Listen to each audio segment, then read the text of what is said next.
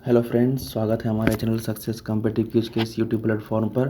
तो सिमुलतला विद्यालय क्लास 6 के लिए ये प्रैक्टिस सेट साइंस का सेट 2 होने वाला है। ये आपको बिल्कुल ही फ्री में प्रोवाइड किया जा रहा है। अब एग्ज़ाम नज़दीक है, ज़्यादा टाइम अब बचा नहीं है। ठीक है, तो आप जाकर प्रीवियस वीडियो भी देख लीजिएगा, हमारे चैनल पर पड़ा हुआ है। सिमुलतला के लिए सारा कुछ आपका प्रीवियस वीडियो का मैं सोल्यूशन करवा चुका हूँ उसमें। ठीक है, 2017, 18, 19, 20 में जितना भी क्वेश्चन पूछा है ना, कि सारा A to Z all subject का मैं सोल्यूशन करवा चुका हूँ। तो जाकर प्रीवियस वीडियो ज़रूर देख लीजिएगा। और ये जो हम अपने चैनल पर जो प्रैक्टिस सेट स्टार्ट किए हैं, तो इसको भी आप देखिएगा। मैक्सिमम लोगों को जितना आप शेयर कर सकते हो तो उतना शेयर कर दीजिएगा।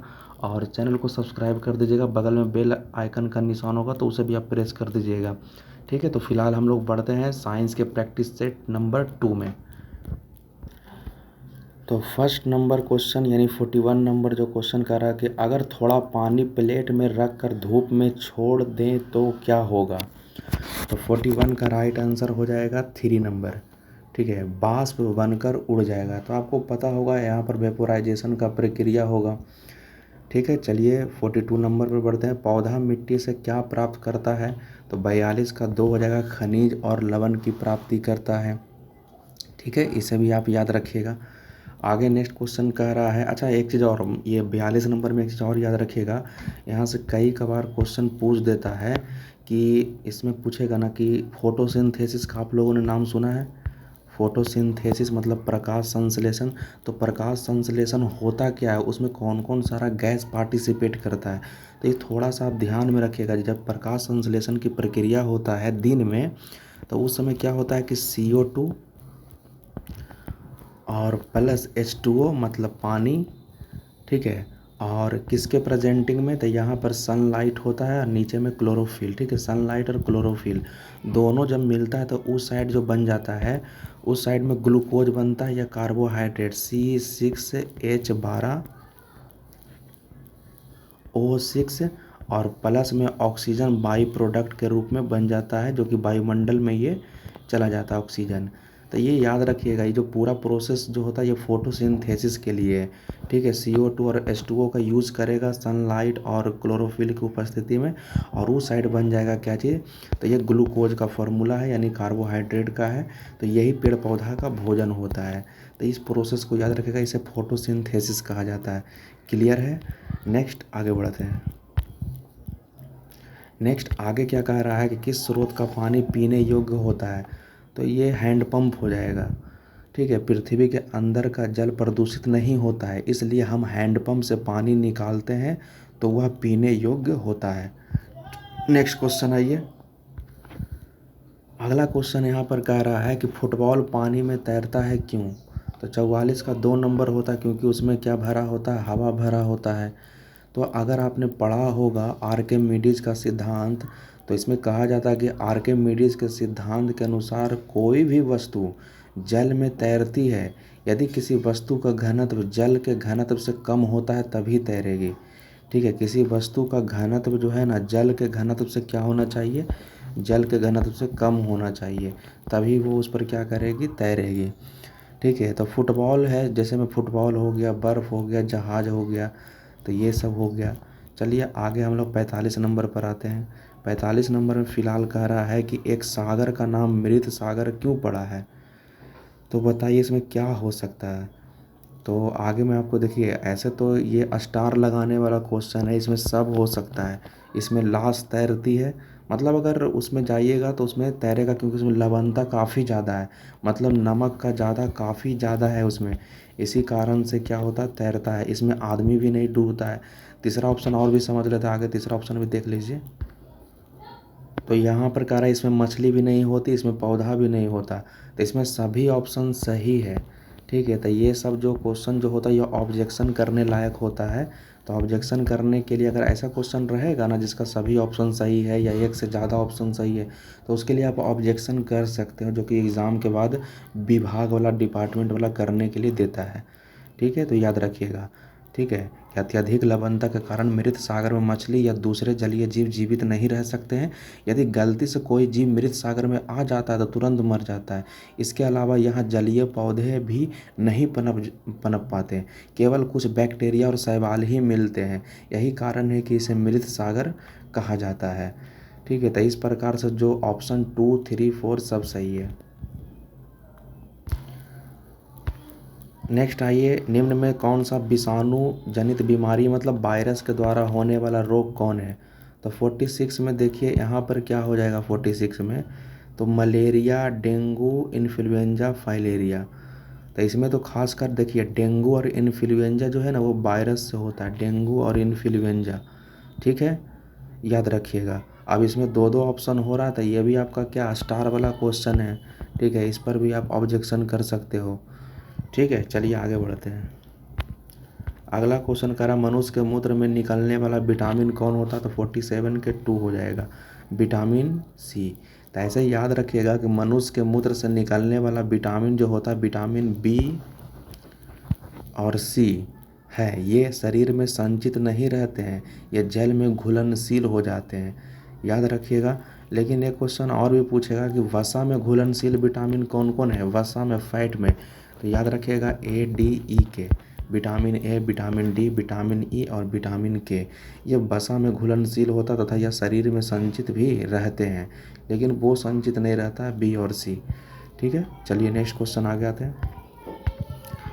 कह रहा आप किसी लिफ्ट में खड़े हैं तो आपके भार के कारण लिफ्ट की सतह पर क्रियाशील बल क्या होगा? तो 48 का 2 नंबर होगा। ठीक है, क्रिया जो फोर्स जो होगा वो 0 होगा अगर लिफ्ट 9.8 मीटर प्रति वर्ग पर 9 मीटर प्रति सेकेंड स्क्वायर के त्वरण से नीचे अगर आ रही है, तब उस स्थिति में बल क्या हो जाएगा? 0 हो जाएगा। तो 2 नंबर इसका सही ऑप्शन है। Next question. अगला क्वेश्चन कह रहा है कि methane gas, carbon dioxide gas, hydrogen gas और हाइड्रोजन सल्फाइड गैस इत्यादि किसका मिश्रण है? तो 49 का राइट आंसर एक हो जाएगा, बायोगैस हो जाएगा। ठीक है, तो इसके बारे में आपको याद रखना है कि methane gas, carbon dioxide gas, hydrogen gas, hydrogen sulphide इत्यादि किसका मिश्रण है? बायोगैस का। अब बायोगैस में मुख्य रूप से पूछेगा ना तो मीथेन इसका मुख्य अवयव है। मीथेन का फॉर्मूला होता है CH4, ये भी आपको याद रखना है।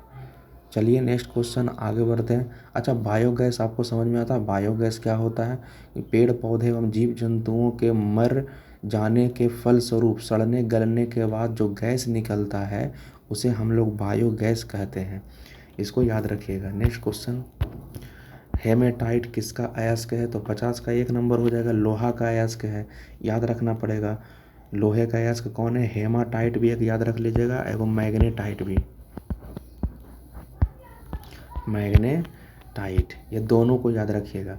इसके अलावा कभी कभी कॉपर का भी पूछ देता, कॉपर मतलब तांबा, तांबा का अयस्क पूछेगा तो ये हो जाएगा कॉपर पायराइट हो जाएगा। कौन हो जाएगा? Copper pyrite. ठीक है, नोट डाउन कर लीजिएगा, कॉपर पायराइट। ठीक है, पायराइट। ठीक है, मैं बोल देता हूँ, याद रख लीजिएगा, कॉपर पायराइट है, कॉपर ग्लांस भी है। ठीक है, याद रखिएगा। अच्छा, एक मेन चीज़ और याद रखिएगा, कभी कभी पूछ देता है एल्युमिनियम के बारे में कि एल्युमिनियम का अयस्क बताइए, तो एल्युमिनियम का अयस्क है बॉक्साइट। एल्युमिनियम का अयस्क क्या है? बॉक्साइट। एल्युमिनियम का अयस्क क्या है? बॉक्साइट। याद रखिएगा इसको। नेक्स्ट है, अगला क्वेश्चन कह रहा निम्न में कौन भारत का राष्ट्रीय पक्षी है? तो आसान क्वेश्चन है, 51 का 1 नंबर हो जाएगा, मोर। और ये भी याद रखिएगा, मोर का वैज्ञानिक नाम है पावो क्रिस्टेटस। ठीक है, क्या नाम है? पावो क्रिस्टेसस, याद रखिएगा।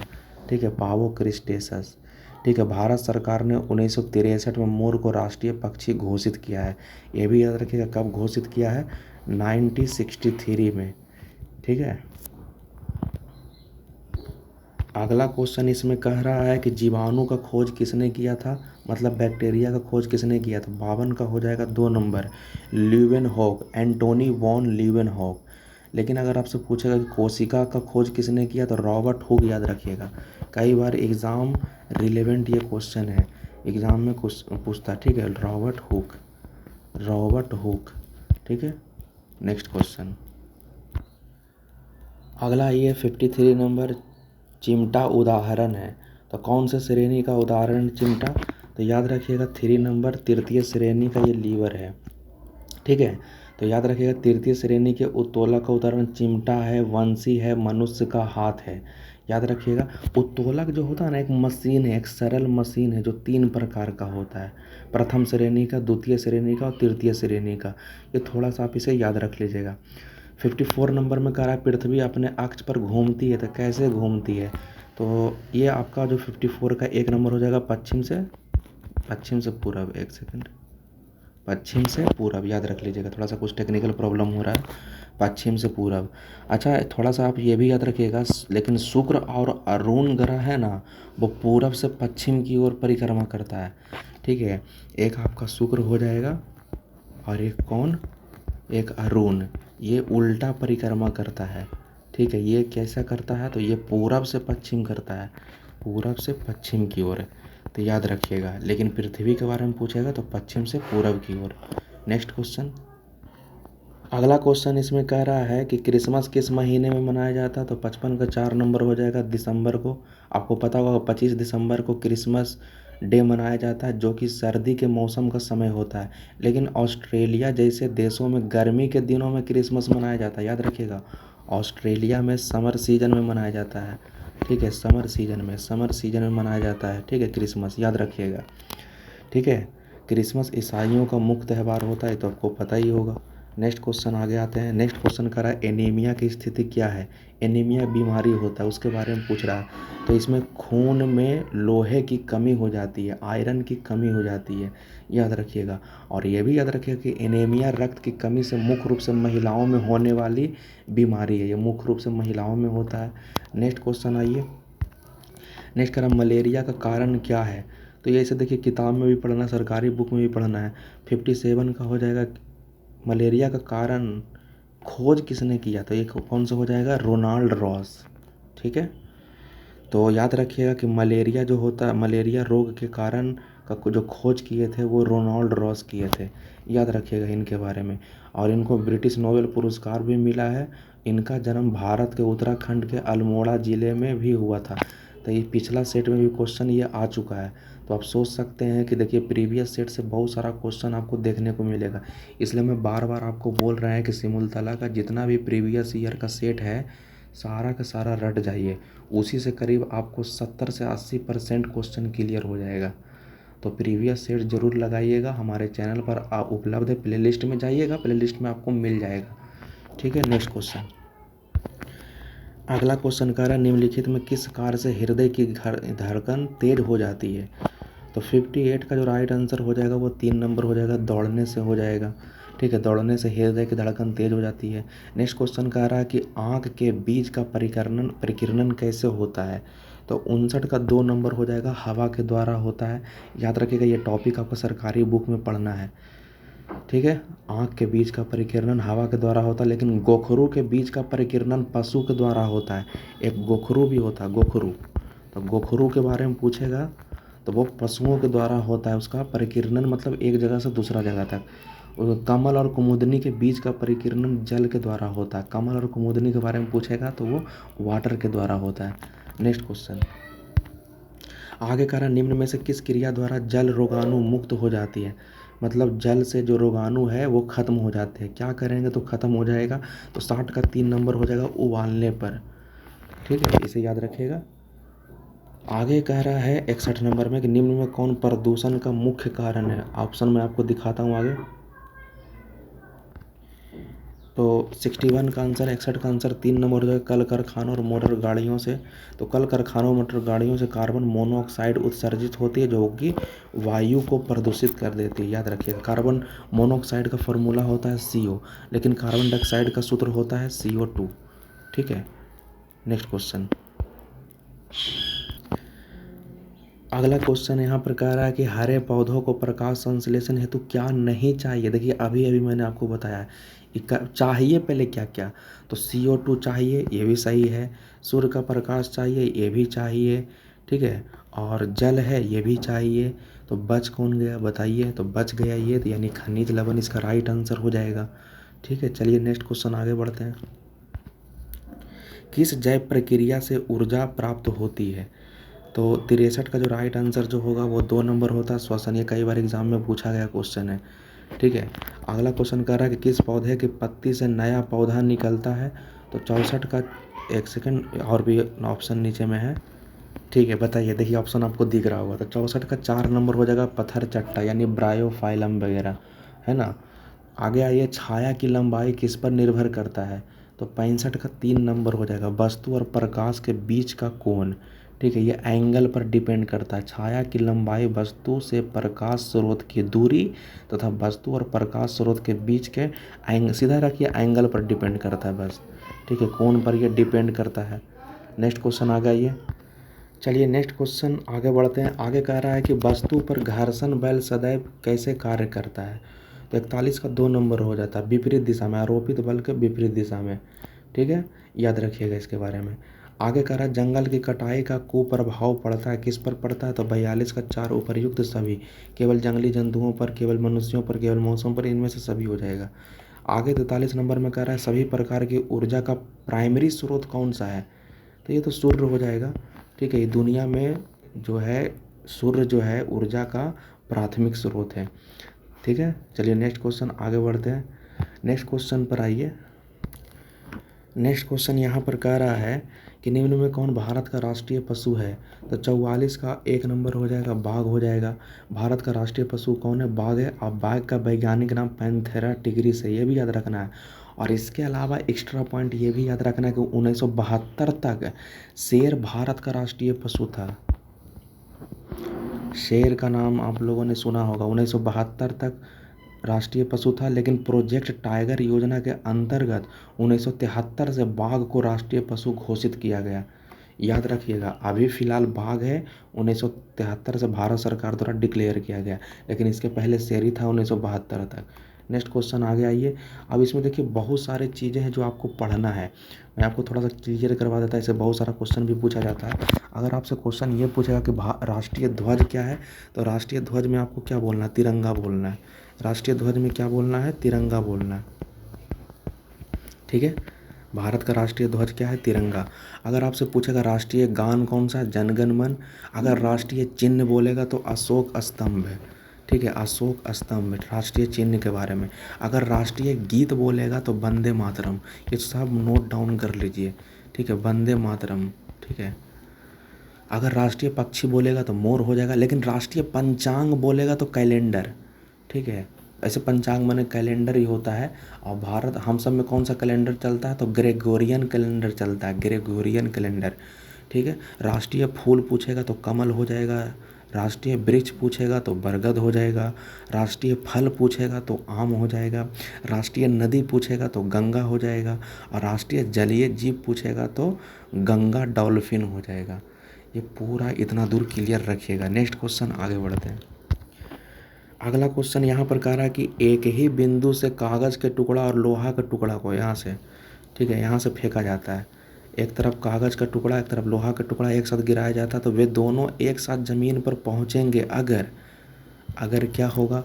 तो 45 का 4 नंबर, अगर वे निर्वात में होंगे तब। निर्वात उसको बोला जाता है जहाँ पर कुछ नहीं है, हवा नहीं है, तो उसी को वैक्यूम बोला जाता है, निर्वात बोला जाता है। तो अगर निर्वात का अगर कंडीशन है तो दोनों साथ गिरेंगे। आगे 46 नंबर में करें निम्नलिखित में कौन पानी के साथ घोल बनाता है। तो 46 का 3 नंबर हो जाएगा नमक हो जाएगा। नेक्स्ट क्वेश्चन बोला ठेला गाड़ी को चलाना आसान है। एक सेकेंड रुकिएगा थोड़ा सा। तो 47 का क्या हो जाएगा, तो 47 का खींच कर। ठीक है, कैसे आसान है, तो खींच कर। ठीक है, ठेला गाड़ी को खींच कर ले जाना आसान है क्योंकि ऊर्ध्वाधर अवयव ऊपर की ओर कार्य करता है और घर्षण बल कम हो जाता है इसी कारण से। अगला क्वेश्चन पर आइए। फूली हुई पूड़ी तेल में तैरती है क्यों। तो 48 का 3 नंबर हो जाएगा पूड़ी में वाष्प भरा होता है इसलिए। ठीक है, फूली हुई पूड़ी तेल में तैरती है क्योंकि पूड़ी में वाष्प भरा होता है, याद रखिएगा। 49 नंबर में करा लंबी कूद के लिए एक एथलीट को कुछ दूर पीछे से दौड़कर आना पड़ता है क्यों। तो 49 का 3 नंबर हो जाएगा ज़्यादा जड़त्व अघूर्ण उत्पन्न करने के लिए। अभी फ़िलहाल याद रख लीजिएगा, अभी आपको समझ में नहीं आएगा। ठीक है, फिलहाल आप याद रख लीजिए ज़्यादा जड़त्व अघूर्ण उत्पन्न करने के लिए वो थोड़ा पीछे चला जाता है। ठीक है, 50 नंबर में आते हैं। 50 नंबर में देखिए क्या करा, खेतों में उर्वरक का प्रयोग क्यों करना चाहिए, तो 50 का 3 नंबर हो जाएगा, आवश्यकता अनुसार करना चाहिए, जितना ज़रूरत है उतना ही करिए, उससे ज़्यादा मत करिए। ठीक है। 51 में करा कि पृथ्वी का कौन सा गुण मौसम में बदलाव करता है, तो 51 का 3 हो जाएगा, परिक्रमण और तिरछा अक्ष। ठीक है। आपको ये भी पता होगा कि पृथ्वी जो 23.5 डिग्री अक्षांश पर, ये 23.5 डिग्री अपने अक्ष पर ये झुका हुआ है पृथ्वी, ये भी आपको याद रखना है। आगे कह रहा है कि निम्नलिखित में कौन सरल मशीन नहीं है, तो 52 का 4 नंबर हो जाएगा, सिलाई मशीन। बाकी पेंच, पंचर, घिरनी आपका ये सरल मशीन है। चलिए आगे बढ़ते हैं। अगला क्वेश्चन यहाँ पर कह रहा है कि किस प्रकार की मिट्टी पानी ज़्यादा रोक सकती है, तो 53 का 2 हो जाएगा, केवाल मिट्टी। केवाल मिट्टी पानी ज़्यादा रोक सकती है। केरल में काली मिट्टी को साली कहा जाता है, याद रखिएगा, काली मिट्टी को केरल में साली कहा जाता है। दक्षिण भारत में काली मिट्टी को रेगुर मिट्टी कहा जाता है, दक्षिण भारत में। ठीक है। और उत्तर भारत में काली मिट्टी को केवाल मिट्टी कहा जाता है। चलिए नेक्स्ट क्वेश्चन आगे होते हैं। मतलब ये काली मिट्टी ये केवाल को बोलते हैं। अगला क्वेश्चन यहाँ पर कह रहा है, एक मनुष्य दीवार पर बल लगाकर उसे विस्थापित करने में असमर्थ है, तब वह क्या होगा, तो 54 का जो होगा वो 3 नंबर, कोई कार्य नहीं होगा। जैसे मान लीजिए ये दीवार है, ये दीवार पर आप फोर्स लगा रहे हो, बल लगा रहे हो, तो ये दीवार घसकेगा, ये दीवार तो जाएगा नहीं इधर। ठीक है। तो वहाँ पर काम करना ही बेकार है, मतलब वहाँ पर कोई वर्क नहीं होगा, कोई काम कैसा हो जाएगा, काम जीरो हो जाएगा। ठीक है, याद रखना है आपको। अगला क्वेश्चन यहाँ पर कह रहा है कि जैक से गाड़ी उठाना आसान है, क्योंकि जैक जो होता है ना, जैक मशीन, उससे गाड़ी उठाना आसान है, क्यों, तो 55 का 3 नंबर हो जाएगा, कार्य सरल मशीन द्वारा होता है। ठीक है। तो याद रखिएगा, इसका 3 नंबर हो जाएगा। तो जैक एक सरल मशीन है, अतः जैक से गाड़ी उठाना आसान होता है। जैक का उद्देश्य है लोड से कम बल लगाना, इससे बल में वृद्धि होती है। ठीक है। आगे करा, निम्न में कौन सी बीमारी मच्छर से नहीं फैलती है, तो 56 का जो हो जाएगा 4 नंबर हो जाएगा, बाकी सब आपका मच्छर से ही होता है।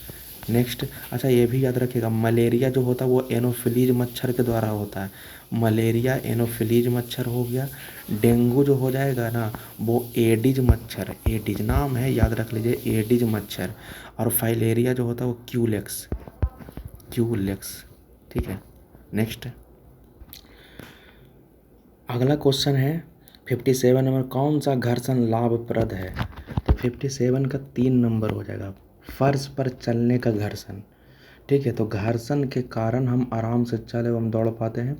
किसी वस्तु पर लगने वाला वह बल जो गति का सदैव विरोध करता है, जो हमेशा मोशन का विरोध करता हो, मोशन का हमेशा क्या करता हो, विरोध करता हो, उसे ही हम घर्षण बल कहते हैं। नेक्स्ट क्वेश्चन आ गया, आइए। करा, निम्न में कौन टाइफाइड का रोगाणु है, तो 58 का हो जाएगा 3 नंबर, जीवाणु यानी बैक्टीरिया हो जाएगा। तो टाइफाइड एक जीवाणु जनित रोग है, यह सल्मोनेला टाइफी नामक जीवाणु के द्वारा होता है, याद रखिएगा। ठीक है। अगला कह रहा है एड्स दिवस कब मनाया जाता है, विश्व एड्स दिवस, तो 59 का क्या हो जाएगा, 1 दिसंबर। ठीक है, 1 दिसंबर याद रखना है। और ये भी याद रखिएगा, 5 जून के बारे में पूछेगा तो विश्व पर्यावरण दिवस मनाया जाता है।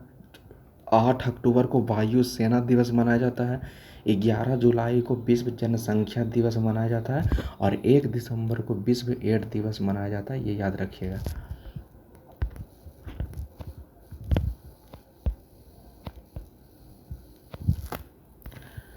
अगला क्वेश्चन है, निम्नलिखित में कौन अंडा देने वाला स्तनधारी प्राणी है, तो 60 का 1 नंबर हो जाएगा, प्लेटिपस। ठीक है। तो जो प्लेटिपस जो होता है ना, वो पूर्वी ऑस्ट्रेलिया में पाया जाने वाला एक स्तनधारी प्राणी है जो अंडे देती है। लेकिन एक एकिडना के बारे में सुनिएगा, एक एकिडना भी एक जीव है, एकिडना भी एक स्तनधारी प्राणी है जो अंडा देती है। तो फिलहाल इसमें ऑप्शन में नहीं है, तो 2 को याद रखिएगा, प्लेटिपस और एकिडना। ठीक है। नेक्स्ट क्वेश्चन कर रहा है, मकान की छत पर दौड़ते हुए बालक में क्या होता है, तो 61 का 1 नंबर हो जाएगा, गतिज ऊर्जा हो जाएगा, काइनेटिक एनर्जी। तो मकान की छत पर दौड़ते हुए बालक में गतिज ऊर्जा निहित होती है, गति के कारण उत्पन्न होने वाली ऊर्जा को ही गतिज ऊर्जा कहा जाता है। ठीक है। जब हम मोशन में रहेंगे ना, तो उस समय कौन सा एनर्जी रहेगा, तो गतिज ऊर्जा रहेगा, काइनेटिक एनर्जी रहेगा। नेक्स्ट क्वेश्चन आगे आइए। कह रहा भोजन में विटामिन सी की कमी से कौन सा रोग होता है, तो 62 का हो जाएगा 3 नंबर, स्कर्वी हो जाएगा, याद रखिएगा। इसके अलावा और भी याद रखना, विटामिन ए के बारे में पूछेगा तो विटामिन ए की कमी से रतौंधी हो जाता है। ठीक है, मैं पूरा लिख नहीं रहा हूँ, आप नोट डाउन कर लीजिएगा। ठीक है, रतौंधी। विटामिन बी के बारे में पूछेगा तो बेरी बेरी, और विटामिन सी के बारे में स्कर्वी हो जाएगा। विटामिन डी के बारे में पूछेगा तो रिकेट्स हो जाएगा, रिकेट्स, रिकेट्स। ठीक है, अब विटामिन ई के बारे में पूछेगा तो नपुंसकता और बांझपन हो जाता है। और विटामिन एक से के से विटामिन के बारे में पूछेगा तो रक्त का थक्का ना जमना।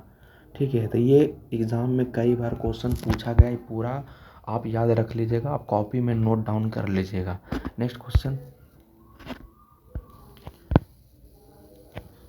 अगला क्वेश्चन कर रहा टीबी से बचने हेतु कौन सा टीका सही है, तो 63 का 2 नंबर हो जाएगा बीसीजी का टीका। ऐसे बीसीजी का फुल फॉर्म होता है बैसिलस कॉलमेटे-गुरिन।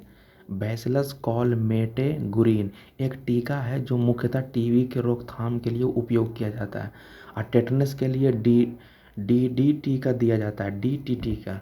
टेटनस के बारे में पूछेगा तो डीटीटी का। ठीक है, अब पोलियो रोग के उपचार के लिए पोलियो का टीका दिया जाता है। और डिप्थेरिया के रोग के उपचार के लिए डीपीटी का टीका। ये टीका का नाम याद रखिएगा वैक्सीन का, ये डिप्थेरिया के लिए, डिप्थेरिया के लिए, और ये वाला टेटनस के लिए है। नेक्स्ट क्वेश्चन, अगला क्वेश्चन कह रहा है एक हल्की एक भारी वस्तु का अगर संवेग समान है, दोनों का संवेग क्या है, दोनों का संवेग अगर समान है तो किसकी गतिज ऊर्जा ज़्यादा होगी, किसकी गतिज ऊर्जा ज़्यादा होगी, ये आपसे पूछ रहा है। तो बताइए कौन सा ऑप्शन इसमें होगा, तो इसमें 1 नंबर होगा, हल्की वस्तु का गतिज ऊर्जा ज़्यादा होगा। ठीक है, याद रखिएगा, इसको याद रख लीजिए, ऐसे इसका लंबा थोड़ा सा प्रोसेस है।